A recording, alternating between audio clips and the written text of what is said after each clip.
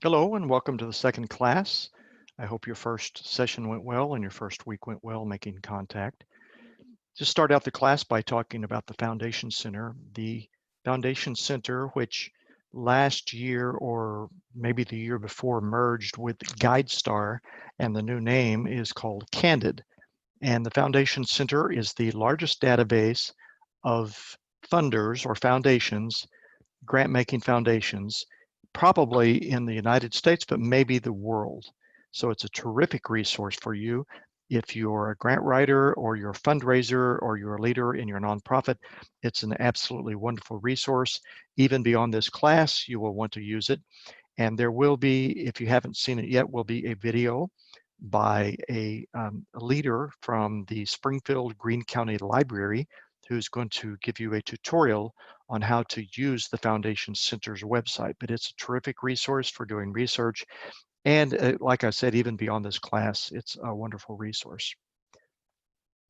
So as we talk about nonprofits and we talk about the work that they do and funding and philanthropy as a whole, I wanted to talk about another shift. We talked about some trends in the last one, but a lot of major funders now have shifted their focus from just giving money to giving money to organizations that are actively involved in solving problems, not just serving.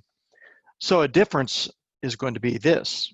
If you're helping people and you have a pantry and you give out food on a regular basis, yeah, that helps people. But what could happen is in time they become dependent on the food that they get from you. And then through years and years, they don't step up on their own. They don't go out to get, they may not have the ability, but they don't know how to get out of their situation. So the idea of between serving and solving is that nonprofits now should be thinking about how do we take action, develop programs, implement services that actually move people out of poverty or move them out of this situation rather than just sustaining them through it. And you see the difference. One is they're still in it 10, 20, 30 years from now, whereas if we're involved in programs that solve issues, that's a different focus. That's progressive, that's more innovative. An example of this is going to be Habitat for Humanity. As you probably know, Habitat for many years focused on buying properties and then they would build homes. They had the homeowners do the work, of course, but they built new homes. So a couple of years ago, they shifted their focus to become more involved in neighborhood renovation or revitalization. So what they do is they go in and they address the needs of current homes or older homes or homes in need. And the difference here is the other approach was actually having people leave their neighborhoods and go into a new neighborhood. The idea of fixing a home that needs renovating or updating actually is progress, and it keeps people in the neighborhood, it improves the neighborhood, and it solves the longer term issue that are involved in neighborhoods. So by improving the neighborhood, it makes the home more valuable, it gives people more resources, and better moves them out of poverty, if you will. All right, so as we start to talk more about grant proposals, you may wonder why. Why even write a proposal? So of course you're seeking money, but I want to tell you it's actually a lot more than money. One of the things it does is when you are writing a proposal, you're probably putting it into the hands of individuals at the foundation or the funding source who may not know much about your organization or your work as a whole. So that's a really terrific way to help raise awareness that there is a need out there and that you're the organization that's the go-to. You're the organization who has the solution or is actively addressing the problem. So it's really a great idea to help raise awareness about your organization, and it's going to help. A lot of funders are going to ask you to do partnerships and collaborations. So one of the great things about writing a proposal is it almost forces you to seek out new partnerships and collaborations, or at least to identify how all the different networks work with each other and how you do this part, but then you share resources or you refer individuals and families to this part and so on and so on. And then finally, it's great. And by the way, these are, even if you don't win the funding, there's still value. There's value in that a lot of the people in our communities have limited understanding and awareness of the needs of the community. Most people are good at a few things, but not so good at many things. And this is the case when it comes to issues.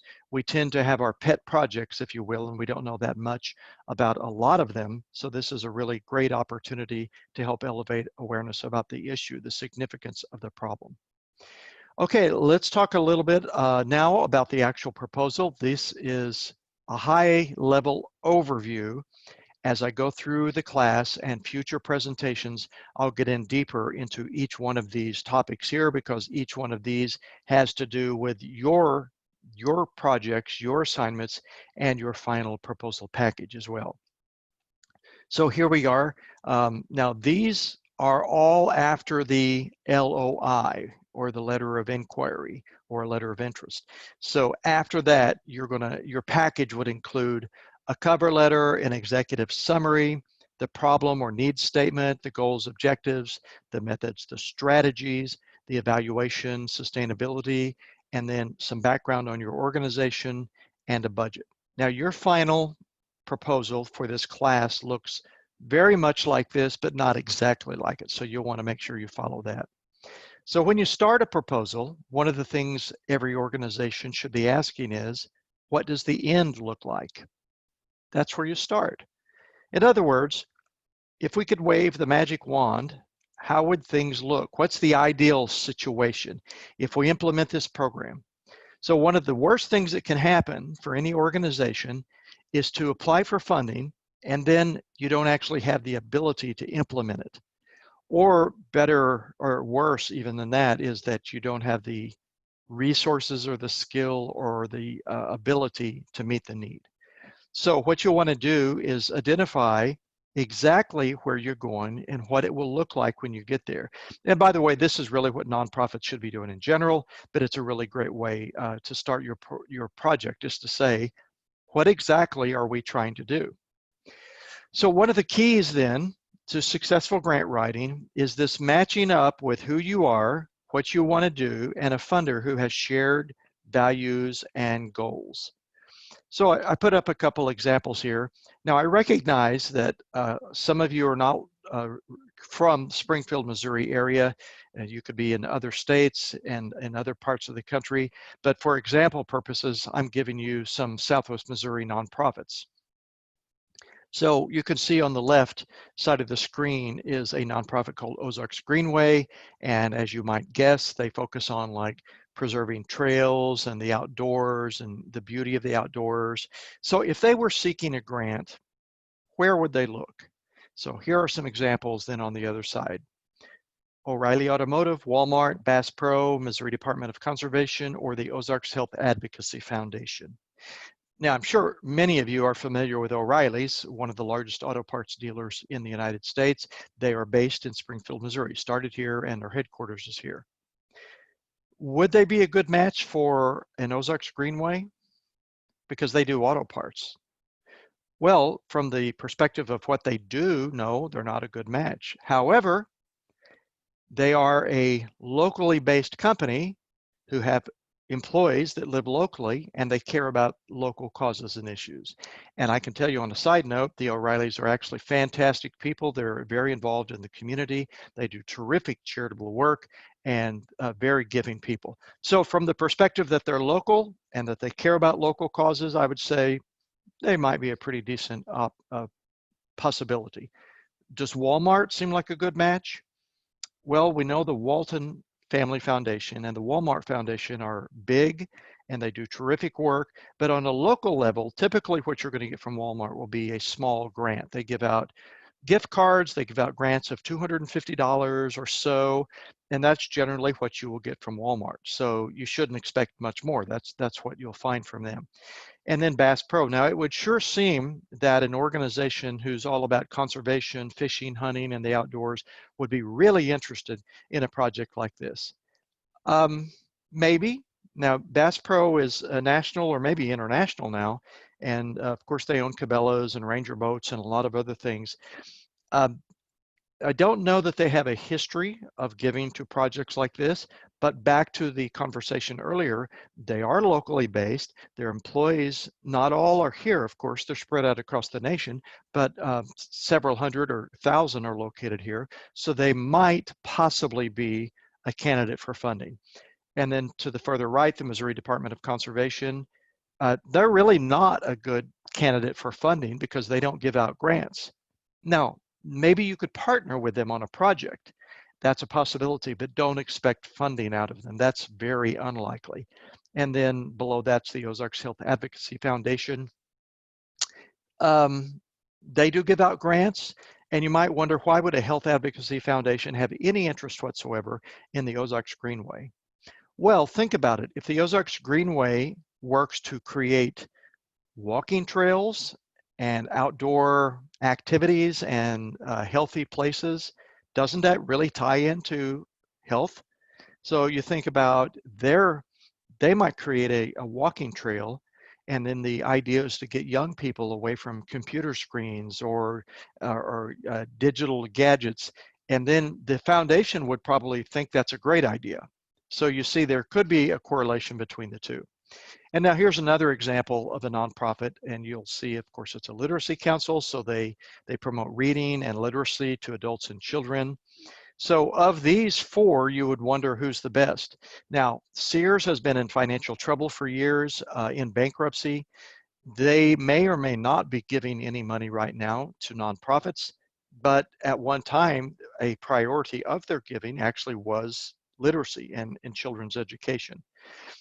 The second one is a company called Meeks, and they have a chain of lumber yards and hardware. And does that have anything to do with literacy? No, but here's the key. Meeks was started and they are headquartered in Springfield, Missouri, again, where Ozarks Literacy Council is located. So you back to the tie-in that we were saying earlier, they have employees here, they're based here, they care about the community, they just might be a candidate. And then, of course, you would think Barnes & Noble, being all about books and literacy and reading, would be a candidate, and I suspect they are at some level.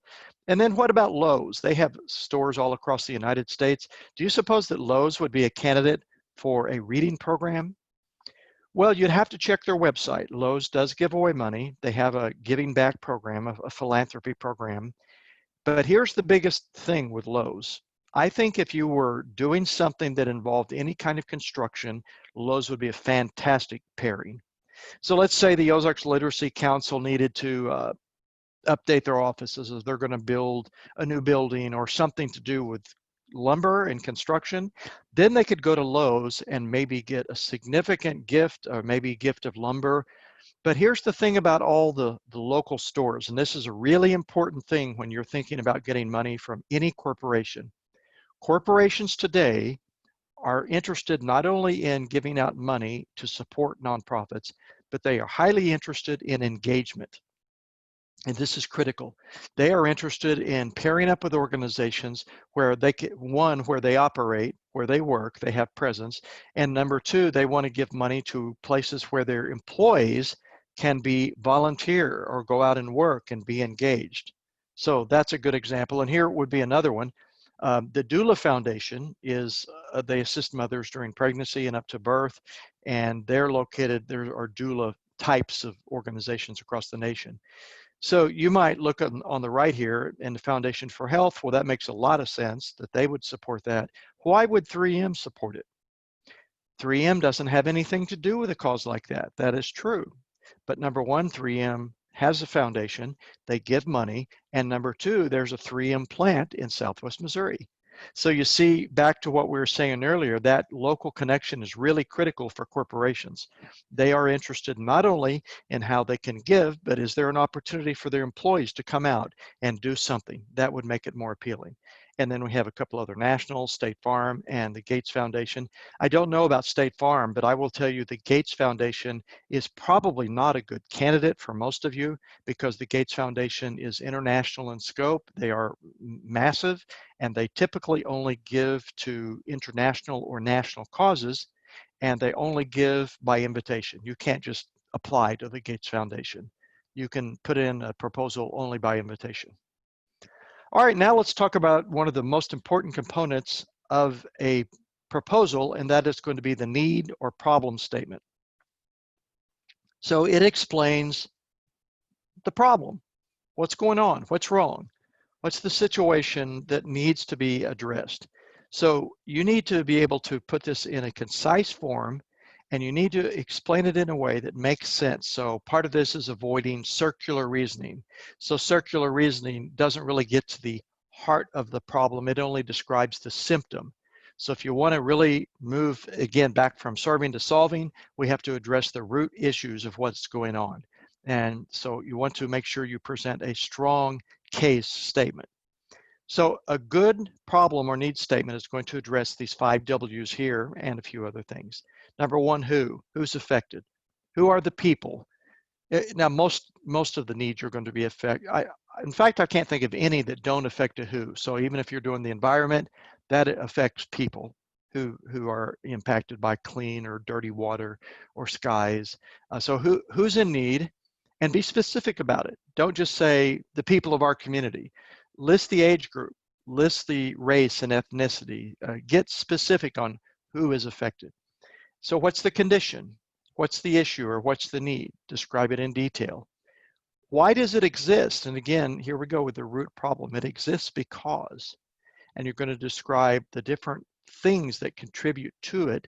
And then, of course, your program will address one of those things. Where is it occurring? And you don't just want to say our city or our region. It could be a specific part of the city. It could be a specific region, a specific rural versus metro or whatever. And then when is the need most evident?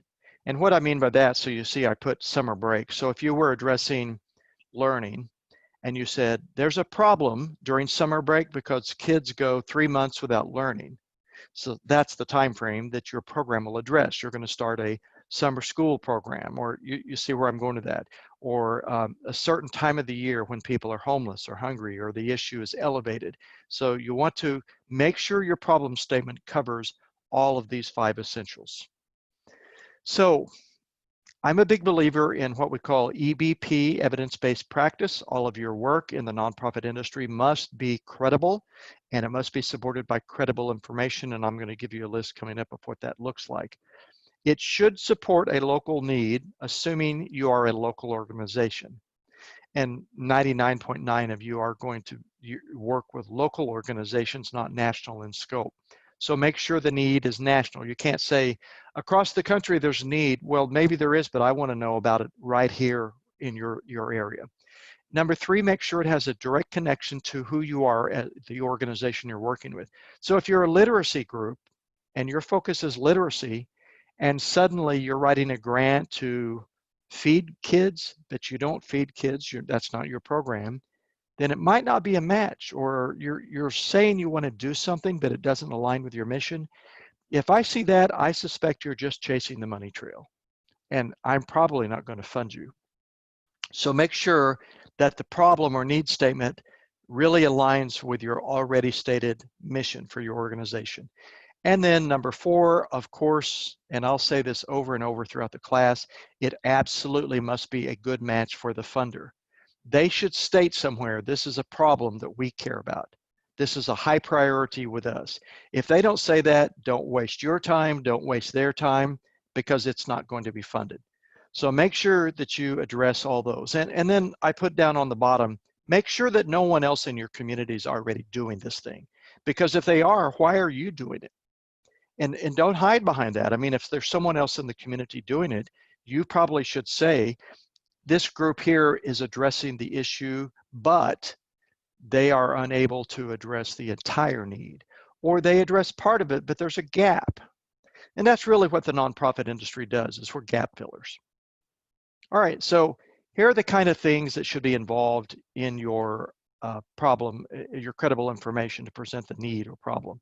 You need to bring in studies, you need data, you need to go to like the health department, the Census Bureau, other credible places that produce reports and information, pull that in. If there's studies by universities, pull that in. If there are stories in the media, copy those. I mean, that relate again to your cause. All these have to relate exactly to your cause and provide data, provide information, provide stories, provide testimonies from people who are involved in it. Those are the kinds of things that you want to do. And then comparisons and contrasts, you can use that too to say, here's what's happened in other communities. Here's what they're doing, and here's what we are planning to do in our community. Then when you do that, you're probably going to have a solid case. But these are the kinds of things you need in your problem statement. And again, make sure that this matches your mission, and then make sure that the problem statement, that you list your idea and make sure the two have a connection. And something important here, and I put this in the yellow box down here, you should also consider using this approach of what if nothing occurs? What if no one takes action? What's the cost of doing nothing? It's a really powerful way to present your case. So you could say, as an example, we have a literacy program, and literacy is at this rate in our community now. If nothing is done, here are the numbers of people that will not have a degree, not be able to read, not graduate, and then you can look at employment numbers and so on, and paint a picture of what happens if this program is not funded. It can be a pretty compelling way to present your case. So sometimes the hardest part of writing your grant is taking this big idea that you have and then putting the pieces together in a concrete plan, but that's your job as a grant writer. Your job is to take every one of these components, make them seamless, where they make sense, where they're backed up by data, and you present this compelling argument that you are the group, you have the people, you have the knowledge, you have the resources to do it, and all you need is the foundation's money or the funder's money. So again, the difference between getting it and not getting it is your ability to write this proposal in a clear, compelling way.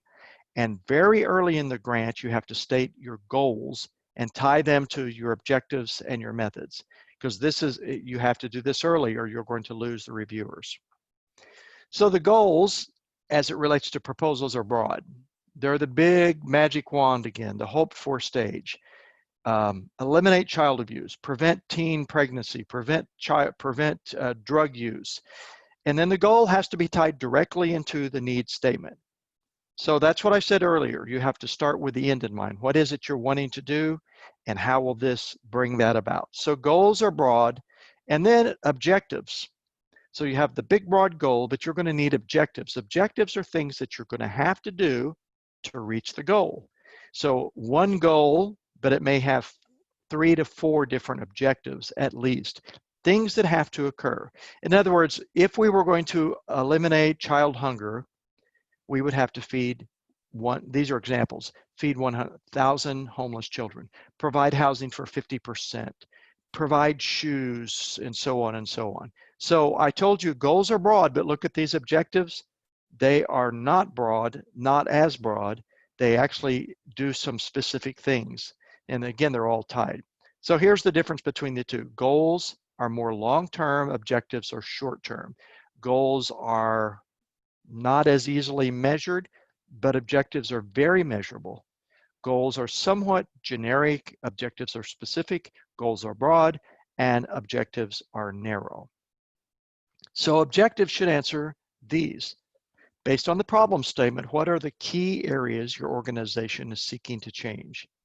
So again, we could say, if we're eliminating poverty, we might say one objective is to remove a housing barrier. One is to remove employment barriers. One is to remove healthcare barriers. And you could say, if we can successfully address these 3 or 4 objectives, then we can eliminate poverty. You see where I'm going to that? Poverty is the big issue, but underneath the issue, there are things that cause that keep people in that predicament. And you have to address all of those things to move people out. So who's involved? And this is a critical one, number 3. To what degree are you seeking to change? So you can't just say we want to improve. How are you going to improve? And then what has to happen before you can make that change?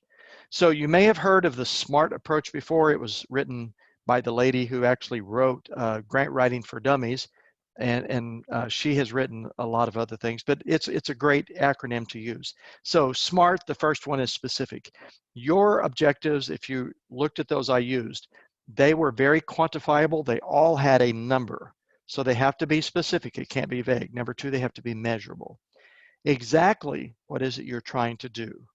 And just remember, if you don't measure it, you don't manage it. So it has to be measurable.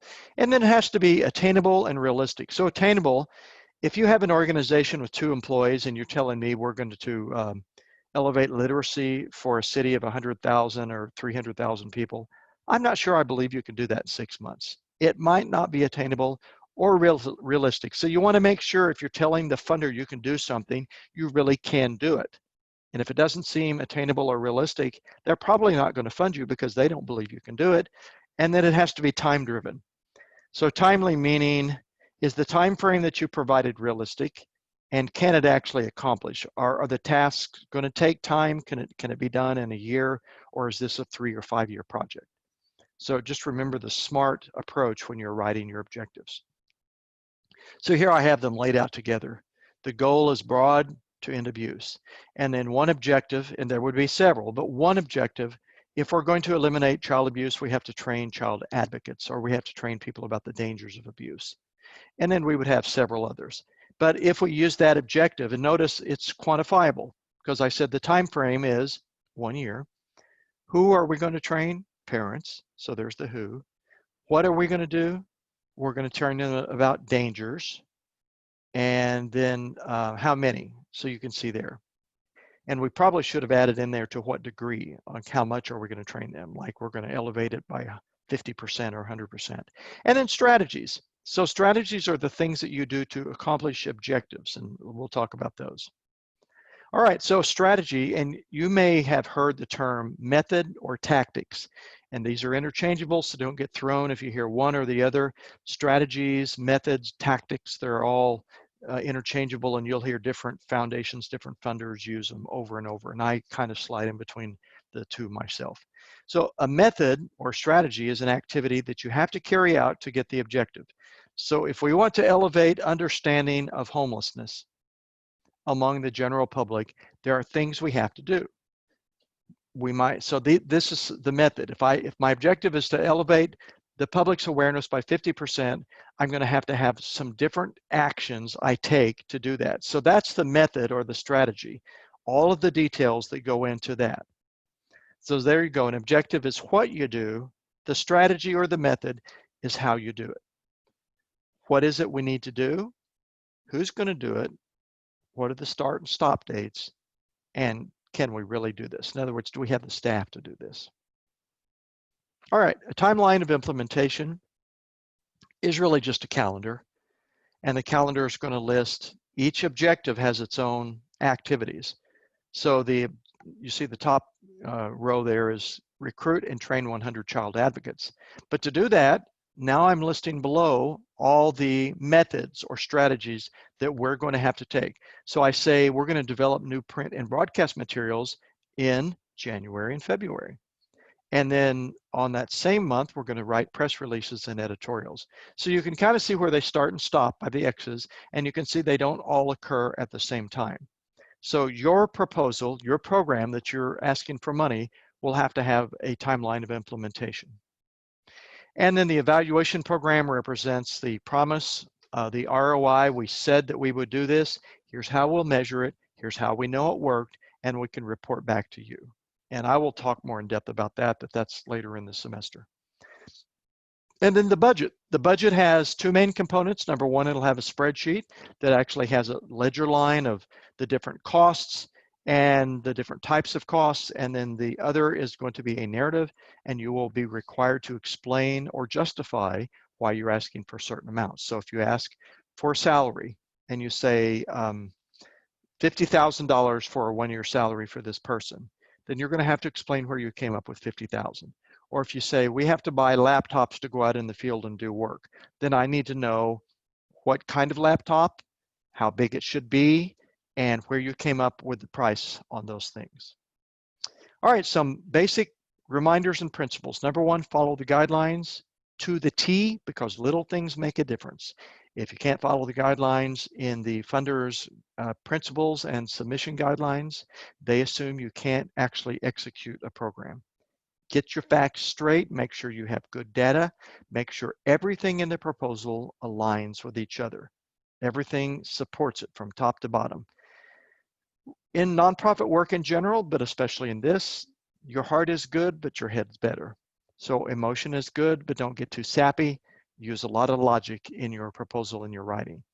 Be clear, be concise. Do not try to write a dissertation or a novel. Get right to it. Say what you need to say. Make sure it's clear. Don't use industry jargon or language that people are unfamiliar with, or you may lose them. And remember, every funder needs to have their own proposal. Don't just copy and paste from a past one and throw it into this one. While some language is reusable, repeatable, not all is. So make sure that it's all tailor fit for each one. Okay, so the Philanthropy Outlook Report is for 2021. What are some factors that lead to a rise in giving? And they're almost always the same. And above average growth in the S&P 500 leads to a better economy, which leads to average to above average growth in personal income. And then that means personal income growth means household income. So how does corporate influence, how is it affected by growth in the S&P or the market? Interestingly, you will find that in good times, corporations do get money, but actually they're just as good in poorer economic times for some companies, because they see philanthropy as a tool to market themselves and to generate goodwill. So it's not so much affected, honestly. Surprisingly, some companies, smaller companies, will cut back on marketing and giving, but a lot of companies still give even during down economic times. So there's actually a lot of potential growth, and the growth is expected to continue to rise over the next 2 years. And all sources of giving are projected to continue to give or grow. And again, that's based on the economy. Now, there was a bump during the global pandemic, the crisis. But what you're going to find is there was not much of a bump in philanthropy. And that really might come as a surprise.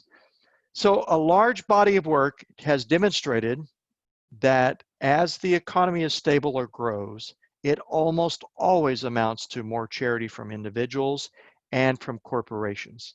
So you can see here 2020 giving strong in 2020, and then in 2021 continues to be strong and growing every year. And that's really positive for those who are seeking support from foundations and other sources. So the Giving USA report projects that giving from foundations to nonprofits will increase more than 6% over 20 through 21.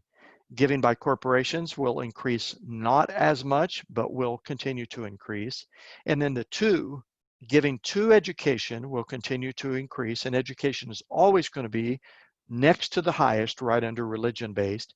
And then giving to public society benefit organizations, which will incorporate many nonprofits, continues to increase. That's good news for philanthropy as a whole. All right, so as we get near the end, just want to mention a couple things for grant writers. As you prepare to do a proposal, you want to make sure you do a couple audits. The first audit is an agency audit. You really must understand the organization. So you need to know where they serve, who they serve, the different geographic areas, the different populations, the recipients, the demographics. You need to understand that. And you need to understand all the current programs that they offer to make sure how they connect or tie into each other and into their mission statement. You have to know the staffing pattern to make sure they have staff members who are qualified to do the work. And you're not judging them, but you have to understand the agency. And then the future plans. Do they have a strategic plan? Are they continuing to add? Are they growing? Are they expanding? And then the funding sources. How diverse are they in their funding now? Are they heavy on any one side? And do they partner with other agencies? Do they have the ability to grow? And how well connected are they? Do they have a strong board? Is their board connected? Do they have a lot of collaborations and partnerships with other entities? And then the next step to the audit is going to be a community audit. You really must understand what's the climate. How are things in that community? Are they in turmoil? You know, so it's possible that a community can be impacted because they're too heavy on any one industry. So as an example, Detroit died primarily because of the auto industry. Now it's possible that even during that time there were other communities that were strong, but that community was in turmoil. So it could be economic turmoil, it could be political turmoil, there are social issues going on. You need to know your community. And you also need to understand, would there be any resistance to the work that they're doing on, they're planning to do or are doing. Sometimes people turn on nonprofits, and so some social issues are very controversial. And I mean, we could throw in examples there, but you need to know the climate because that will help you in framing your proposal. And it's just true that what works in one community may not work in another. What's really effective in Southern California or New England might not work in Louisiana or Mississippi. And I'm not denigrating in any of those communities. I'm just stating the fact that culture matters a lot. All right, so you have written assignment number 2 and 3 coming up, the letter of inquiry and your funding sources list for number 2, and then the problem, needs statement, and worksheet for 3 with a rough draft of your goals and objectives. As I said in the first lecture, these come fast and furious, so get in there, look at them now, start working on all of it now. I'm fine with you working ahead. You absolutely need to work ahead, and we'll have some opportunity to discuss these, but just be sure, read the directions, stay in close contact with your organization to make sure that you don't get overwhelmed with these. That's it for today. Thank you.